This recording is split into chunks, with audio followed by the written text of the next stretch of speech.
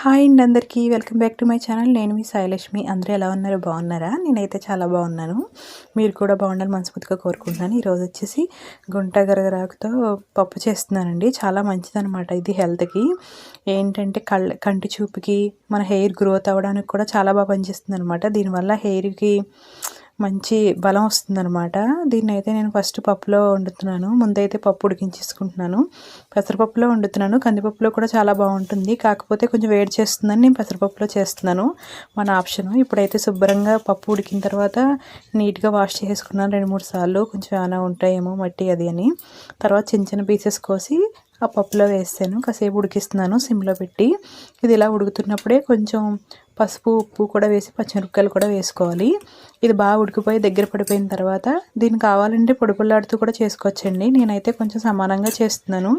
ఇందులో కొంచెం చింతపండు గుజ్జు వేసి కాసేపు మగ్గనివ్వాలన్నమాట.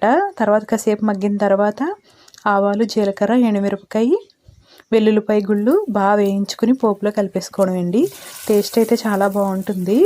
ఇది హెయిర్కి ప్యాక్ కింద కూడా ఉత్తి ఈ గుండగరాకు పేస్ట్ చేసుకుని తలకి పెట్టుకున్నా కూడా చాలా మంచిదన్నమాట. వీక్కి ఒకసారి ట్రై చేయండి మీరు కూడా.